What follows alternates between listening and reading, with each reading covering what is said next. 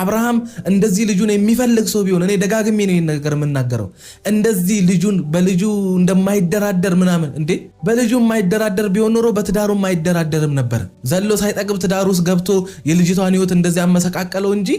በልጁ የሚደራደር ምንም በልጁ የሚደራደረው ነገር የለም የምሬን ነው የምላችሁ እሷን እንደዛ ስላደረጋት አሁንም ልጁን እንዴት እንዲያደርጋል ላለመባል እንጂ አረበስማ ጉዳዩ አይደለም አቃታሽ ቃብጡ ጉዳዩ አይደለም የምንኖርበት ምድር ያለንበት ሀገር እኮ ሰዎች ወልደው በትዳሮቻቸው ልጅ ሲያገኙ የሚያሳዩትን ስሜትና ፊሊንግ እናውቃለን በምን አይነት ሁኔታ ውስጥ እንዴት አድርጎ ትዳርን እንደሚያቆሙ እኮ አይተናል ስንት ጀግና አባቶች ስንት ጀግና ወንዶች ያለፉበት ህይወት ነው ትዳር ሳይኖርበት እንደዚህ ትዳሩን አንድ ቀን እንኳን አንድ እርምጃ ወደፊት ይዞት ሳይጓዝ ሜዳ ላይ በትኖ የሚሄድ ወንድ እኮ አብርሃምን ያየነው ስንቱ በስንት ችግር በስንት ማጣት በህመም በገንዘብ ማጣት በስንት ነገር ባልተመቻቸ ህይወት ውስጥ ትዳሩን ስኬታማ አድርጎ ዛሬ ላይ እግዚአብሔርን ያመሰግናል እንደ አብርሃም አይነት ሰው ደግሞ ሳይኖርበት ትዳሩን ለአንድ ለማትረባ ሴት ብሎ ሜዳ ላይ በትኖ ይሄዳል ለምን ነው ክፉ እንድንናገር የምታደርጉ ይሄ ነገር ያልፈለግሽው ዛሬ ላይ ተነስተሽ መሄድ አለብኝ ስትይ ለኔ ግልጽ አይደለም አንተ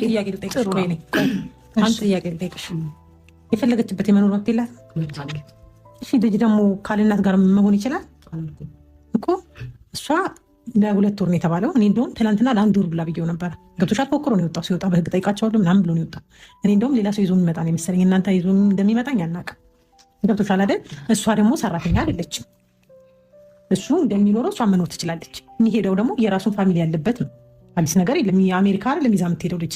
የሚያጨቃጨቅም ጉዳይ አይደለም ይሄ የሚካበድም ነገር አይደለም ገብቶሻል ለእሷም ልጅ ነው ለእሱም ልጅ ነው አታይም አላለችውም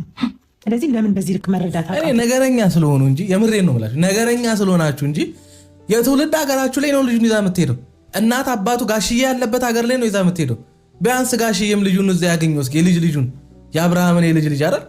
ቢያንስ ከአያቱም ጋር እዛ ይገናኛል እኮ እንዴ እናት አረ ስንት ዘመድ ስንት ነገር ያለበት ሀገር ላይ ነው ይዛ የምትሄደው ልክ ሌላ ዓለም ላይ ይዛ እንደምትሄድ አይነት ለምንድን ነው እንደዚህ አክት የምታደርጉት ለምንድን ነው በዚህ ደረጃ ልጅቷ ላይ ክፉ መሆን የምትፈልጉት ያሳብቅባችኋል ፊትሽን ብታዩ ቡዜ ፊትሽን ብታዩ ምን አይነት የነገረኛ ሰው ፊት ይዘሽ እንደመጣሽ መልካም ለማድረግ እንዳልመጣሽ ያስታውቃል የሆነ ተናግሪያት ነው የምመጣው ምናምን ብለሽ ተመካክረሽ እንደመጣሽ ፊትሽ ያስታውቃል ሌላ ዓለም የምትሄድ አስመሰላችሁት እኮ ልጅቷን ምን አለ አይምሮዋ ቢያርፍ ምን አለ ራሷን ብትቀኝ ምን አለ ስለ ነገዋ ከልጇ ጋር ነገ ለምታሳልፈው ለልጇ ዋጋ ለምትከፍልበት ለነገ ህይወቷ ትንሽ ጊዜ ወስዳ አርፋ ነገሮችን ረስታ ራሷን ማረምና ማስተካከል ያለባትን ነገር አስተካክላ